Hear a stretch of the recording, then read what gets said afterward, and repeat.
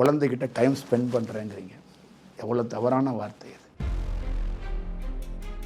இந்த ஜென்ரேஷனில் இருக்கக்கூடிய இந்த கஷ்டங்கள், மனிதருக்கு இருக்கக்கூடிய கஷ்டங்கள்னா என்னென்ன இருக்குன்னு நீங்கள் நினைக்கிறீங்க? மனிதரே கஷ்டம்தான். தன்னுடைய வாழ்க்கையை துன்பமாக நினைக்கிறாங்க. அவங்களையே அவங்க ஒரு வெயிட்டாக நினைக்கிறாங்க. அப்புறம் அவங்களையே ஒரு பெரிய கொண்டாட்ட பொருளாகவும் நினைக்கிறாங்க. இங்கே பிறக்கப்பட்ட எல்லா பொருளுமே கொண்டாடப்படுவதற்கும் வாழப்படுவதற்கும் தான் எல்லா பொருளும். ஆனால் அவன் பயன்படுத்திக்கிறது. அவன் சொல்கிற ஒரே ஒரு குற்றச்சாட்டு சமூகத்து மேலே சொல்கிறான், அப்பா அம்மா மேலே சொல்கிறான், ஊரை சொல்கிறான், தெருவை சொல்கிறான். ஆனால் அவனை சொல்லிக்க மாட்டான். ஜாதிக்காக போராடுறீங்க. மேல் ஜாதி கீழ் ஜாதின்னு இருந்தால் அந்த மேல் ஜாதிக்கும் கீழ் ஜாதிக்கும் நடக்கிற சண்டையில் நீயும் ஒரு ஆளாக இருப்பாய். இன்பத்தில் நீ கடவுளை நினைத்தால் துன்பத்தில் கடவுள் உன்னை நினைப்பான் அப்படின்னு எப்பப்பெல்லாம் துன்பம் நினைக்கிறீங்களோ அப்போ கடவுளையோ என்ன மாதிரி ஆளை தேடி வருவீங்க. நாங்கள் உங்களுக்கு ஒரு பொருள் கொடுத்துட்டா ஹாப்பி ஆயிடுவீங்க. தோல்விக்கு நீங்கள் கோயிலுக்கு போக வேண்டிய அவசியம் இல்லை. தேடுதலுக்கு கோயிலுக்கு போக வேண்டிய அவசியம் இல்லை. புரிதல் முதல்ல உங்கள்கிட்டேருந்து ஆரம்பிக்கணும். அப்போ தியானம் இந்த மாதிரி செயல்லாம் எதுக்குன்னா நிறுத்தி உங்களை ஆலோசனை பண்ணுறது. நீங்கள் எப்போ வேலையாக தொடங்குறீங்களோ அங்கே துன்பம். கோடி ரூபா நீங்கள் சம்பாதிச்சாலும் சரி, வேலைன்னு தொட்டிங்கன்னா துன்பம். அதை இயல்பு அப்படின்னா துன்பமே கிடையாது. இப்போ தியானம் யாருக்கெல்லாம் தேவை அப்படின்னு கேட்டால் நீங்கள் நிச்சயமாக எல்லாருக்குமே தேவை அப்படின்னு சொல்லுவீங்க. கூலிக்கேற்ற ஊதியம் அப்படின்றது இருக்கு இல்லையா? நம்ம ஒரு வேலை செய்கிறோம், அந்த வேலைக்கேற்ற சம்பளம் நம்ம வாங்கிக்கிறோம் அப்படின்றது ஒரு சாட்டிஸ்ஃபேக்ஷன் லெவல். சில இடங்களில் இதுவே ரொம்ப எப்படி சொல்கிறது, தாழ்வாக நடக்கும். எப்படின்னா அவங்கள வேலையும் வாங்கிடுவாங்க, பட் அதுக்கேற்ற சம்பளம் கொடுக்க மாட்டாங்க. சில இடங்களில் நீங்கள் வேலை பார்த்ததை விட எக்ஸ்ட்ராவாக ஒரு 4-5 போட்டு சம்பளத்தை கொடுப்பாங்க. இப்போ இது எல்லாமே ஒரு நியாயமான ஸ்கேலில் நடக்குதுன்னு நினைக்கிறீங்களா? இங்கே தியானம் எப்படி ஒர்க் அவுட் ஆகும்னு நினைக்கிறேன். பொதுவாக நீங்கள் ஒரு ஊதியம் இங்கே எல்லாருக்கும் ஊதியம் எதிர்பார்த்த ஊதியம் கிடைக்கல. என்ன கிடைக்கல அப்படின்னு பொதுவாக உலகம் முழுக்க சொல்கிற சத்தங்கள், நான் கேட்குற சத்தத்தில் 70% பேர் அவங்க என்னன்னா உழைப்புக்கு ஏற்ற ஊதியத்தை எதிர்பார்க்கல. அவங்க நான் உழைச்சி செட்டில் ஆகணும், அதுக்கு என்னை வேகமாக செட்டில் பண்ணு அப்படின்னு. இப்போ நீங்கள் இருக்கீங்கல்ல, நீங்கள் என்ன பண்ணுறீங்கன்னா வார்த்தையாலேயே நான் வாழ்ந்து முடிக்கணும்னு நினைக்கிறீங்க. நீங்கள் வாழவே மாட்டுறீங்க, பேசியே நான் வாழ்ந்துடணும்னு நினைக்கிறீங்க. இப்போ புருஷனோட வாழணும்ல, கையை பிடிக்கணும், முத்தம் கொடுக்கணும், நடந்து போகணும், சாப்பிட்ணும், தூங்கணும், எந்திரிக்கணும். இது பேசாமல் நடக்கிறது தானே இது ஆக்டிவிட்டீஸ். இதுதானே அந்த அந்த அந்த சூழலில் இருக்கணும். நிறைய பேர் என்னென்னா வார்த்தையாகவே இந்த வாழ்க்கையை கடந்து வரணும்னு நினைக்கிறேன். இப்போ நம்ம கல்வி முறைகள் இதெல்லாம் வார்த்தையாலேயே உருவானது. கற்றுக்கிறோம், படிக்கிறோம், அதை எழுதுகிறோம்ல. அதே மாதிரி வார்த்தையாலேயே எல்லாத்தையும் சாதிச்சிடணும். அந்த பேசிக் விஷயத்துக்குள்ளேயே வரமாட்டுறாங்க. வார்த்தை தான் இங்கே ஒரு வாழ்க்கையாக இருக்கும் அப்படின்னு நினைக்கிறாங்க. வார்த்தை இல்லாமல் மௌனத்தால் நீங்கள் இந்த உலகத்தை சாதிக்கணும். எப்படி சாதிப்பீங்க அப்படின்னு ஒன்று இருக்குது.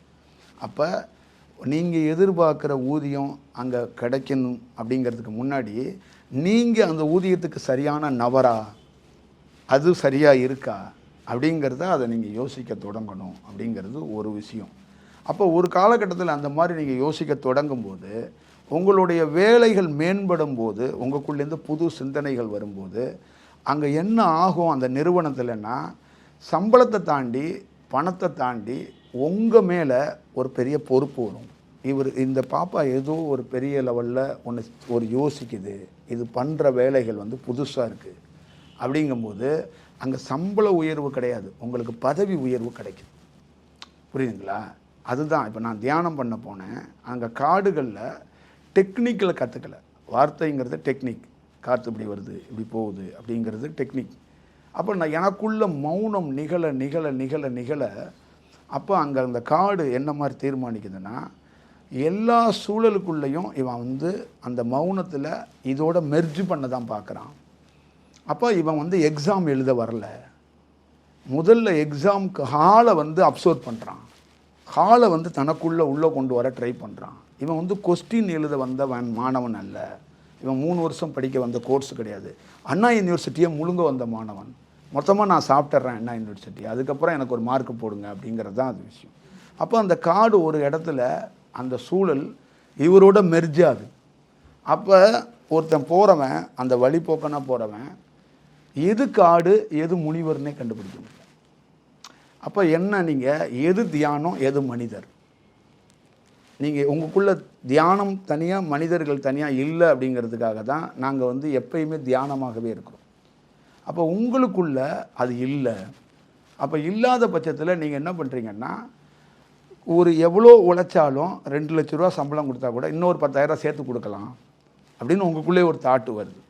அப்போ நீங்கள் வந்து உங்களை அளவுகோல் நீங்கள் யாருங்கிறதையும் கண்டுபிடிக்க முடியலை, நீங்கள் செய்கிற வேலைகள் என்னங்கிறதையும் உங்களால் கண்டுபிடிக்க முடியலை. அப்போ இதெல்லாம் வார்த்தையாக ஒரு மிஸ்னாக நீங்கள் ஓடிக்கிட்டே இருக்கிறீங்க அப்படிங்கிறது தான் என்னுடைய விஷயம். கண்டுபிடிப்புங்கிறது என்னென்னா, நிறுத்தி நிதானிக்கப்பட்டதுனால தான் அவர் விஞ்ஞானி. அப்போ அவருக்கு அளவில்லாத ஒரு பெரிய மரியாதை வருது. அங்கே பணம் வந்து சேரலை, அவருடைய படைப்புனால. இப்போ நீங்கள் மேலே உட்காந்து ஒரு வெளிச்சத்தில் உட்காந்து பேசுகிறதுக்கு இந்த லைட்டை ஒருத்தன் கண்டுபிடிச்சிருக்கிறான். அவன் வார்த்தையால் கண்டுபிடிக்கலை, அவனுக்குள்ளே ஸ்டடி பண்ணி மௌனமாகி வார்த்தையை தொலைச்சிட்டான். இப்போ நீங்கள் வந்து இப்போ எழுதி வச்சுருக்கிற பேப்பரில் எழுதி வச்சுருக்க வார்த்தை, நீங்கள் படித்த வார்த்தையை வச்சுக்கிட்டு வாழ்கிறீங்க. இது நீங்கள் தோற்றுருவீங்க. இந்த வார்த்தையெல்லாம் தூக்கி வச்சுட்டு வார்த்தையே இல்லாமல் இங்கே ஒரு வாழ்க்கையை வாழ முடியுமா? அது உங்களுக்கு வாய்ப்பு இருக்கா? நீங்கள் ப்ரூவ் பண்ணுவீங்களா? உங்களுடைய தனித்துவம் என்னன்னு காட்ட முடியுமா? அப்படின்னா நீங்கள் ரொம்ப புதுசான ஒரு ஆள். அங்கே உங்கள் கம்பெனிலே நீங்கள் ரொம்ப புதுசான ஒரு விஷயத்தை நீங்கள் க்ரியேட் பண்ணுறதுக்கான ஒரு வாய்ப்புகளை நீங்கள் உருவாக்குவீங்க. அப்போ உங்களுடைய செயல்பாடுகள் வந்து வேறையாக இருக்கும். உங்களுடைய தாட் ப்ராசஸ்ஸே, உங்களுடைய பணிகளே வேறையாக இருக்கும். அங்கே நீங்கள் பதவி உயர்வு மட்டும் இல்லாமல் ஒரு நிறுவனத்தோட தலைவராகவும் மாறுறதுக்கு வாய்ப்பு இருக்குது. வெறும் வார்த்தைகள், வெறும் சிந்தனைகள் மட்டும் இல்லாமல் எப்போ ஒரு மனிதர் வந்து அந்த அமைதிக்குள்ளே போயிட்டு செயலாக கொண்டு வரானோ அப்போ அவனுக்கு வந்துட்டு அந்த இடத்துல ஒரு செயலாக கொண்டு வரும்போது என்ன ஆகும்னா, கம்பெனியில் இருக்கிற 50 பேருடைய வேலையை நீங்கள் முறையடிச்சுவீங்கன்னு அர்த்தம். ஏன்னா 50 பேருமே இதே மாதிரி ரேஸில் குதிரை ஓடும்ல, அந்த ரேஸில் குதிரை ஓடுற மாதிரி தான் ஓடுவாங்க. அதை தாண்டி ஒன்று இருக்குது. நல்ல விளக்கமாக சொன்னீங்க. அடுத்தது வந்து நான் என்ன கேட்க போகிறேன் அப்படின்னா, இந்த ஜென்ரேஷனில் இருக்கக்கூடிய இந்த கஷ்டங்கள், மனிதருக்கு இருக்கக்கூடிய கஷ்டங்கள்னால் என்னென்ன இருக்குன்னு நீங்கள் நினைக்கிறீங்க? என்ன மாதிரியான கஷ்டங்கள்லாம் இப்போ நாங்கள் ஃபேஸ் பண்ணிக்கிட்டு இருக்கோம்னு நினைக்கிறீங்க? மனிதரே கஷ்டம்தான். மனிதர்களுக்குள்ள என்ன கஷ்டங்கள் இருக்குது அப்படின்னா, அவங்க தன்னுடைய வாழ்க்கையை வந்து துன்பமாக நினைக்கிறாங்க. அவங்களையே அவங்க வந்து ஒரு வெயிட்டாக நினைக்கிறாங்க. அப்புறம் அவங்களையே வந்து ஒரு பெரிய கொண்டாட்ட பொருளாகவும் நினைக்கிறாங்க. அப்போ 2 விதமான ஒரு தெராசில் வச்சு ஒருத்தர் எடை போடுறாரு. நானே துன்பமான ஒரு ஆள், மோசமான ஆளுங்கிறாரு. நானே இந்த இந்த ஊரோட சூப்பர் ஸ்டாருன்னு நினைக்கிறாரு. அப்போ இது ஒரு 2 விதமான ஒரு கலர்ஸ் அவங்களுக்குள்ளே பூசப்பட்டதுனால அவங்க இயல்பாக இருக்க முடியலை.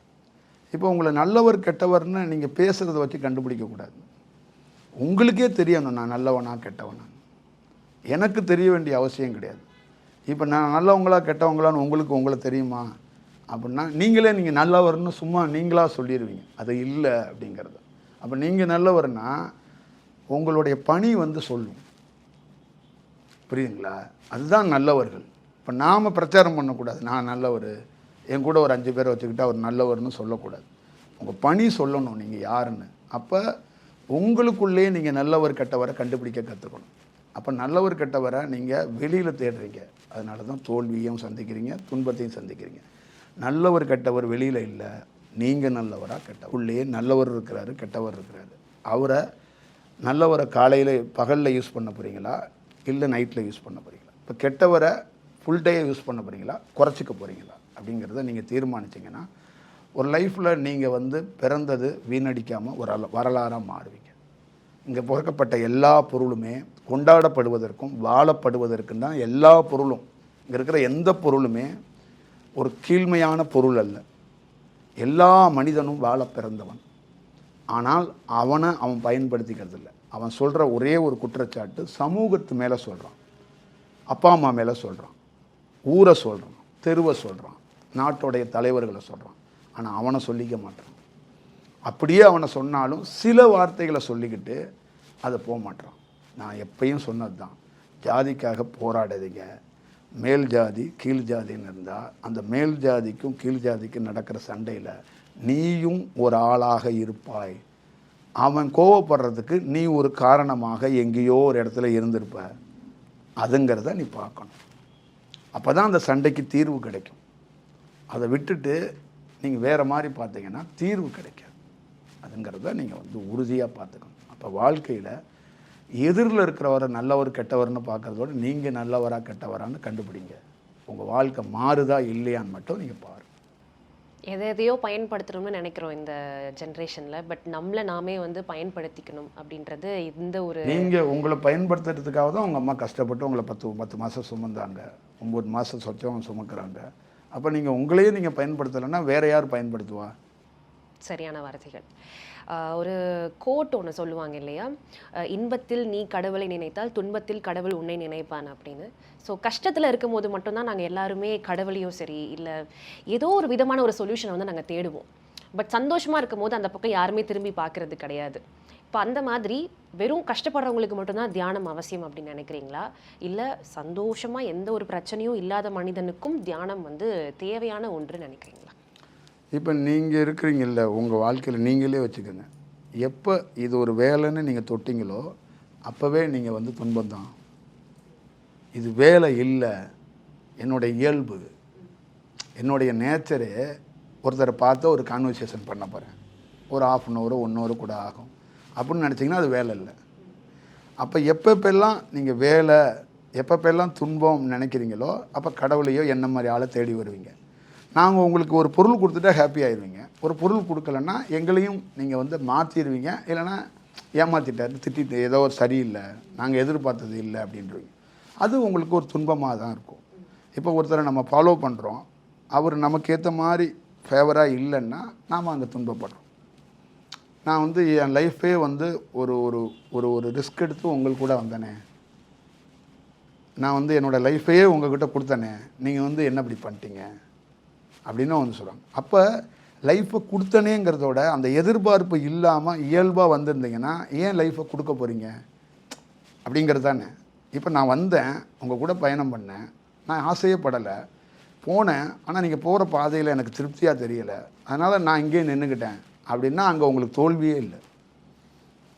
புரியுதுங்களா? இப்போ நீங்கள் கோயிலுக்கே போக வேண்டியதில்லை, புரியுதுங்களா? அப்போ தோல்விக்கு நீங்கள் கோயிலுக்கு போக வேண்டிய அவசியம் இல்லை, தேடுதலுக்கு கோயிலுக்கு போக வேண்டிய அவசியம் இல்லை. புரிதல் முதல்ல உங்கள்கிட்டேருந்து ஆரம்பிக்கணும்.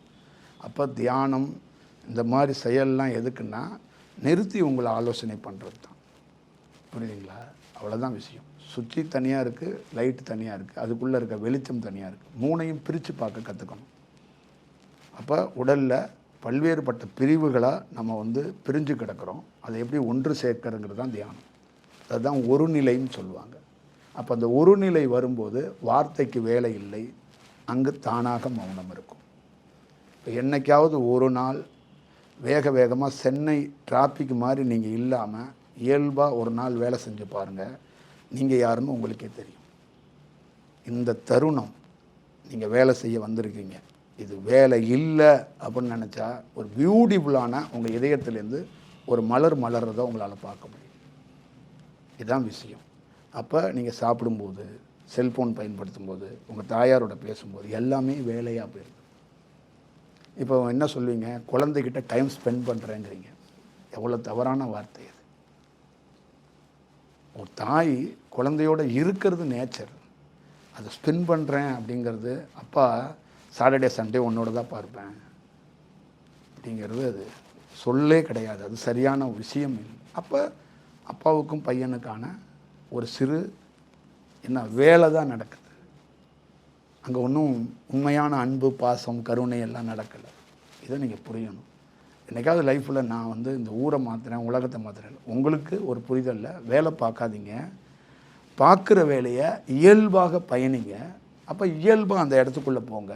அந்த இடத்துக்குள்ளே நீங்கள் உங்கள்கிட்டேருந்து இருக்கிற நேச்சரில் அந்த உண்மைத்தன்மையை, அது என்னவா இருக்கோ அதை வெளிப்படுத்துங்க. அதை நீங்கள் நிறுத்தி நிதானித்து அங்கேயே ஒரு வேலையை செஞ்சு பார்த்தீங்கன்னா சுற்றி இருக்கிற அத்தனை பேருக்கும் தாண்டி எல்லாரும் வேலை பார்ப்பாங்க. நீங்கள் இயல்பாக கடந்து வரும்போது நீங்கள் ஒரு தனித்துவமாக மாறுவீங்க. மற்றவங்களுக்கு கிடையாது, உங்களுக்கு. அங்கே நீங்கள் துன்பத்திலேருந்து விடுபட்டுருக்கிறத உங்களால் பார்க்க முடியும். நீங்கள் எப்போ வேலையாக தொடங்குறீங்களோ அங்கே துன்பம் வந்துடும். கோடி ரூபா நீங்கள் சம்பாதிச்சாலும் சரி, வேலைன்னு தொட்டிங்கன்னா துன்பம். அதை இயல்பு அப்படின்னா துன்பமே கிடையாது. சரிதானே?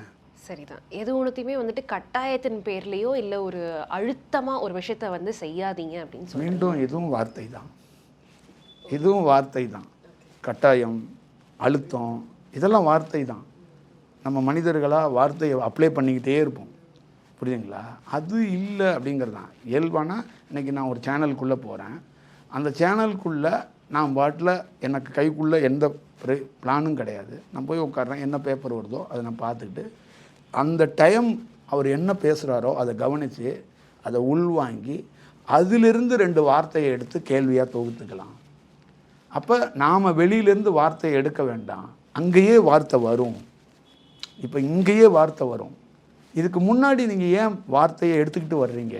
அப்போ அந்த வார்த்தை மட்டும்தான் வேலை செய்யும், நீங்கள் வேலை செய்ய முடியாது, உங்கள் இயல்பு வராது. அப்போ நாங்கள் வரும்போது வார்த்தையோடு வரவில்லை, இயல்பாக வர்றோம். நீங்கள் பேசும்போது எங்களுக்குள்ளேருந்து அந்த இயல்புத்தன்மை வார்த்தையை அது கொடுக்கும். இதுதான் விஷயம். அப்போ எனக்கு காற்றே உள்ள தியானத்தில் ஒரு நல்ல சூழலில் இருக்கிறனால ஆப்போசிஷன்லேருந்து வர்ற வார்த்தைக்கு அது ஆன் ஸ்பாட்டில் ஒரு பதிலை அது அளிக்கும். அப்போ இது எவ்வளோ பெரிய இயல்பு! வாத்தியார் இல்லை, டீச்சர் இல்லை, படிப்பு இல்லை, பெரிய விஷயம் இல்லை. அப்போ நான் இயல்பாக நகரத்துக்குள்ளே போய் மக்கள்கிட்ட அவங்க சூழலை அந்த உணர்ந்து அவங்கள இயல்பாக எடுத்துகிட்டு போகிறதுக்காக தான் நான் பேசுகிறேன். அப்போ நான் அவங்கள என்ன சொல்கிறேன்னா, நீங்கள் பேசிக்கிட்டு இருக்கிறதெல்லாம் கூப்பிடுவேன் ஒரு அம்மாவை. அந்த அம்மா என்ன சொல்லுவாங்கன்னா, கஷ்டம்ப்பா ரொம்பம்பாங்க, கூப்பிடுவாங்க. அப்படியே வாங்க என்னோடன்னு ஒரு பயணம் அப்படியே கூட்டிகிட்டு போவேன். கொஞ்ச நாள் அவங்க கூட இருப்பேன். அப்புறம் அவங்கக்கிட்ட சொல்லுவேன் எதெல்லாம் கஷ்டம் அப்படின்னா, அவங்க சொல்கிறது எல்லா கஷ்டமுமே வார்த்தையாகவே இருக்கும்.